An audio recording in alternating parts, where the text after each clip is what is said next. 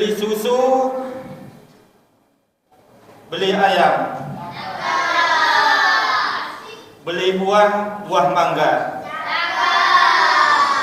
Bapak Ibu yang jawab salam, semoga berkah dan bahagia. Amin, amin ya rabbal alamin. Bersyukur kepada Allah dengan mengucap alhamdulillahirabbil alamin. Bersolawat kepada baginda Nabi dengan mengucap Allahumma sholli ala sayyidina Muhammad wa ala sayyidina Muhammad.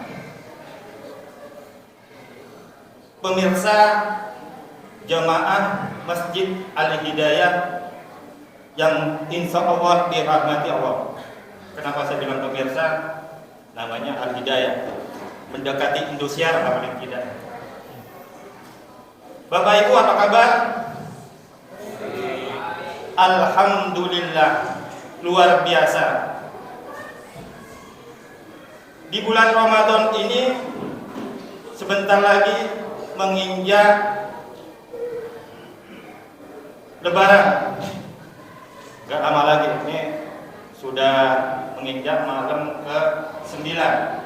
Ibarat jembatan Shirathul Mustaqim, kita tuh lari sudah mendekati 30%.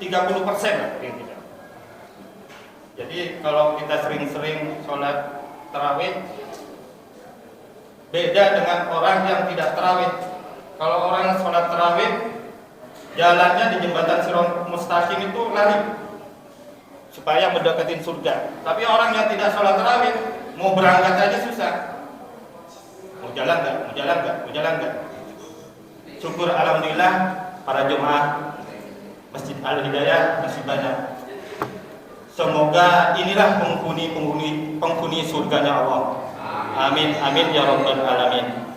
Saya berpesan kepada Bapak Ibu, di bulan Ramadan ini mendekati Lebaran, jaga kesehatan. Khususnya kepada ibu-ibu nih, pasti lihat nih. Halo, ibu-ibu pasti lihat. Saya berpesan kepada ibu-ibu, jaga kesehatan. Karena menurut riset penelitian, ibu-ibu ini rentan penyakit diabetes. Kenapa penyakit diabetes? Sering menelan janji-janji manis. Ya, nih bapak-bapak nih, jangan sering ngasih janji-janji manis. Karena yang ibu-ibu inginkan adalah cincin melingkar di jari manis. Ya, Bapak Ibu yang kami hormati, yang insya Allah dirahmati Allah. Ramadan. Nih saya sapa anak-anak dulu nih. Ya anak-anak mana? Ubur-ubur ikan lele. Kapan lebaran le?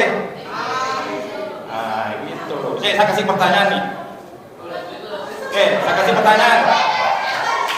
Ramadan bulan keberapa bagi umat Muslim? Oh, pada nggak tahu. Nggak ada yang tahu? Ya Pak?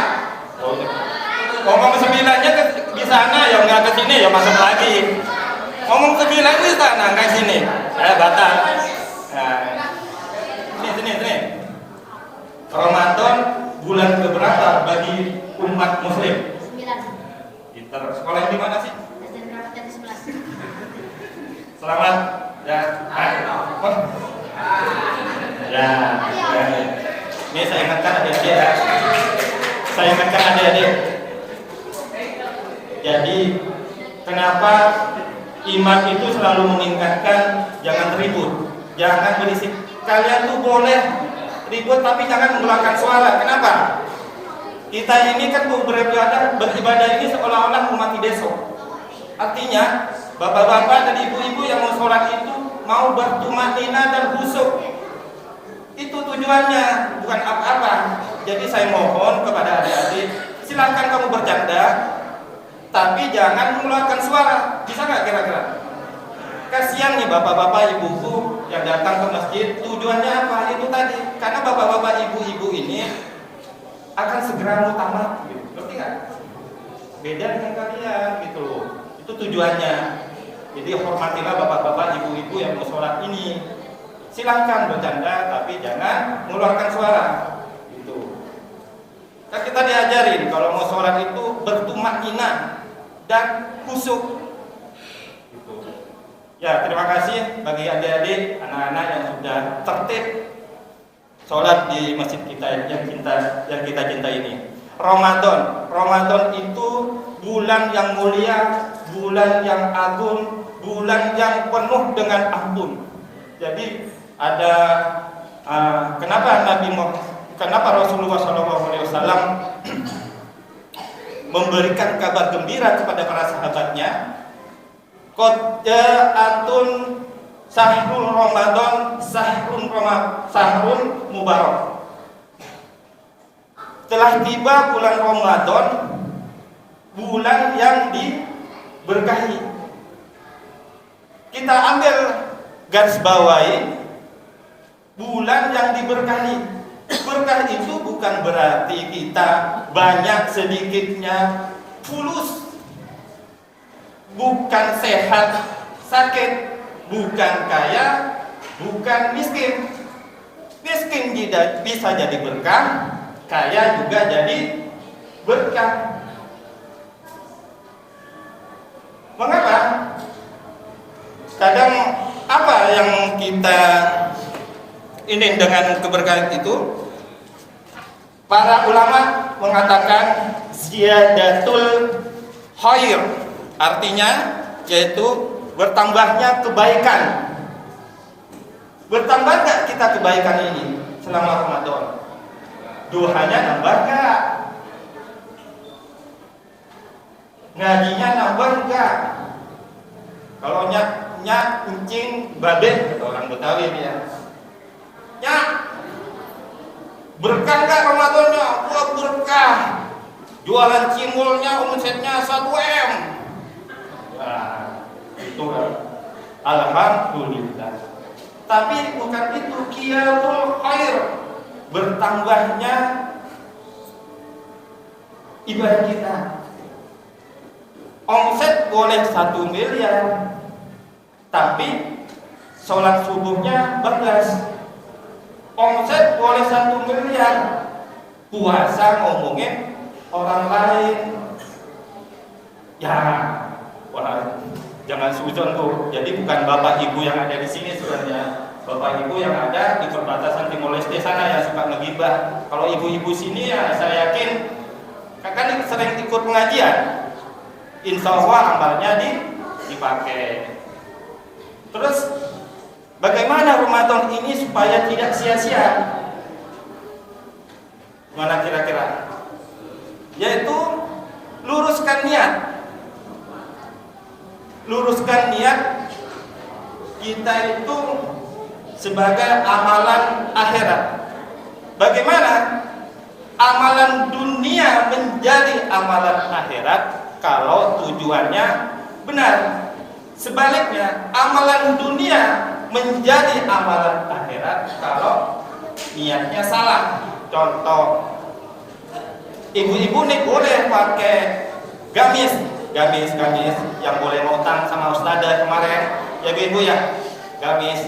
Nah, dipakai depan suami, ya, gamisnya, nah, gitu. Bagus nggak ya gitu? Itu pakai gamis adalah amalan dunia. Menjadi amalan akhirat ketika pakai baju tujuannya menutupi aurat. Begitu juga amalan dunia menjadi amalan akhirat, menjadi amalan dunia ketika tujuannya salah. Contoh, bapak ibu nih sholat nih. Kalau sholat khusyuk, tadi